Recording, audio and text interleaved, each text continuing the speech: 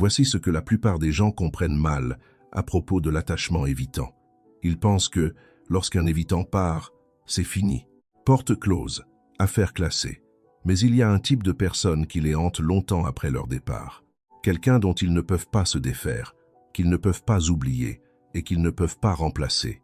Je sais qu'on vous a dit de passer à autre chose, mais et si le lien que vous avez créé n'était pas quelque chose qu'ils pouvaient simplement effacer?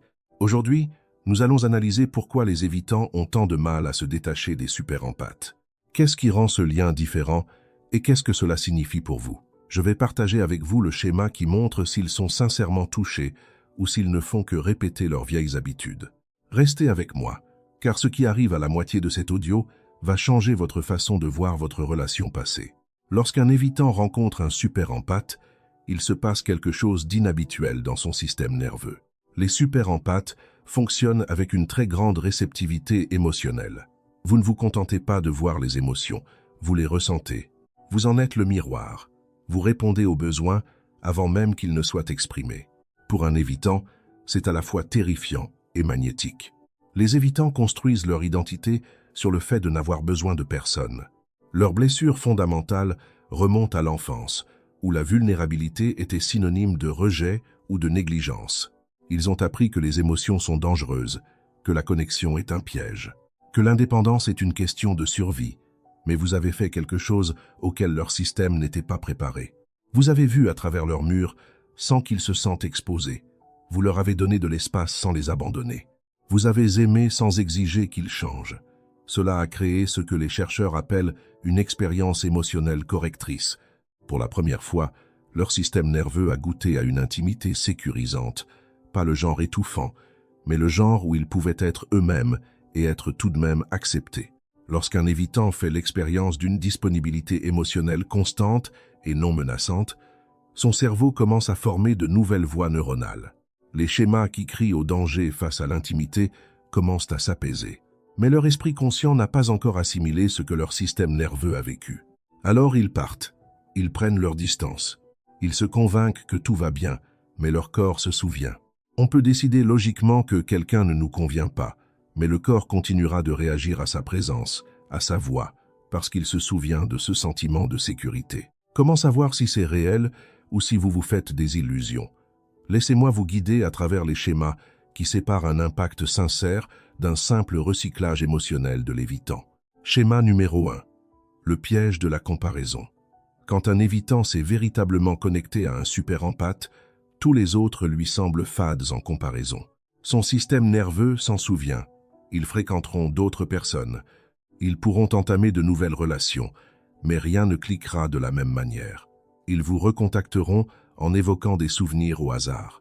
Ils consulteront vos réseaux sociaux bien plus qu'il ne serait logique pour quelqu'un qui est passé à autre chose. Ils parleront de vous des mois plus tard. Voici la différence. Un évitant qui a fait un travail sur lui-même finira par comprendre ce qu'il a perdu. Il pourrait revenir, mais seulement après une véritable évolution personnelle. Il assumera ses responsabilités. Il montrera un changement de comportement, pas seulement de belles paroles. Mais s'il revient avec les mêmes schémas, les mêmes excuses, c'est le signe que vous devez vous protéger. Vous n'êtes pas une porte tournante à sa disposition. Schéma numéro 2. Le traitement différé. Les super-empathes laissent une empreinte que les évitants ne traitent pas en temps réel. Alors que vous ressentiez tout pendant la relation, eux s'anesthésiaient. Alors que vous faisiez votre deuil juste après la rupture, ils étaient dans le déni. Mais 3 mois plus tard, 6 mois plus tard, c'est là que ça les frappe de plein fouet. Leurs mécanismes de défense sont si puissants que les véritables émotions mettent du temps à faire surface. Vous le remarquerez lorsqu'ils vous recontacteront soudainement après des mois de silence. Pas avec de simples miettes d'attention, mais avec une véritable introspection. Ils diront qu'ils n'avaient pas réalisé ce qu'ils avaient, ou bien qu'ils ont beaucoup repensé à ce que vous aviez dit. C'est leur système qui rattrape enfin la réalité de la perte. Chez un évitant qui a fait ce travail intérieur, cette prise de conscience mène au changement. Il consulte un thérapeute, il lit des livres, il fait ce travail inconfortable sur lui-même. Mais s'il vous contacte juste pour soulager sa culpabilité sans aucune remise en question interne, ce n'est pas de l'évolution, c'est de l'égoïsme. Schéma numéro 3. Le transfert d'énergie. Un évitant qui s'est connecté à un super-empathe emportera votre énergie dans sa vie, qu'il le veuille ou non. Il commencera à poser des limites au travail, comme vous le lui avez appris. Il sera plus disponible émotionnellement avec ses amis. Il se surprendra à utiliser des expressions que vous aviez l'habitude de dire. Vous l'avez profondément influencé. Les neurones miroirs de notre cerveau s'activent lorsque nous observons les comportements des personnes auxquelles nous sommes profondément attachés. Quand ce lien est fort, ces schémas neuronaux persistent. Quand ils ont fait le travail, ils honorent ce qu'ils ont appris en devenant de meilleures personnes. Dans la version malsaine, ils utilisent ce que vous leur avez enseigné pour manipuler la personne suivante. Ils s'approprient votre travail émotionnel et le réutilisent sans avoir grandi. Soyez attentifs à cette nuance. Ce n'est pas parce qu'un évitant ne peut pas échapper à ce lien qu'il fera quoi que ce soit pour y remédier. Certaines personnes préfèrent vivre avec le fantôme de ce qui aurait pu être plutôt que d'affronter l'inconfort d'une véritable intimité. Ce n'est pas à vous de porter ce fardeau.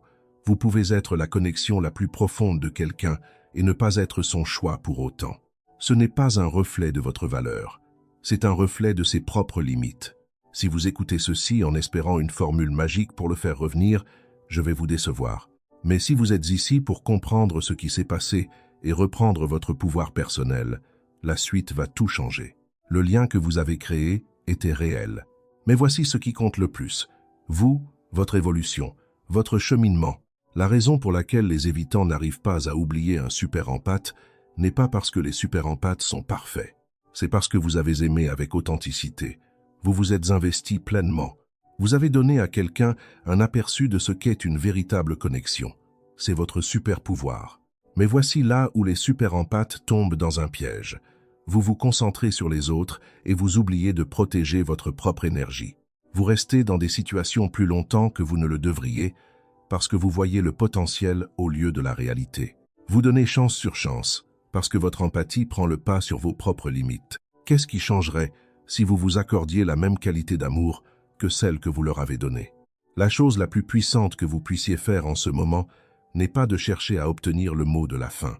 Ce n'est pas d'attendre qu'ils réalisent votre valeur. C'est de construire une vie tellement alignée avec qui vous êtes que quiconque ne peut pas s'élever à votre niveau d'énergie s'éliminera automatiquement de lui-même. Quand vous faites cela, l'une de ces deux choses se produit. Soit ils font le travail sur eux-mêmes et reviennent en étant dignes de vous, soit ils ne le font pas et vous aurez déjà avancé.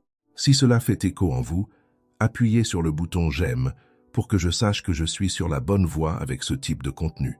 S'ils sont hantés par ce que vous avez partagé, cela ne regarde qu'eux et leur propre processus de guérison.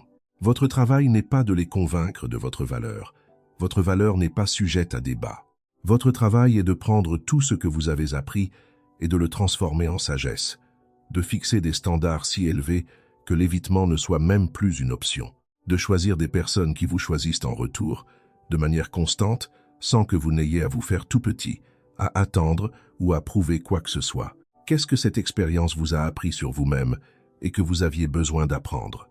Partagez votre plus grande prise de conscience dans les commentaires, car votre histoire peut être exactement ce que quelqu'un d'autre a besoin d'entendre aujourd'hui.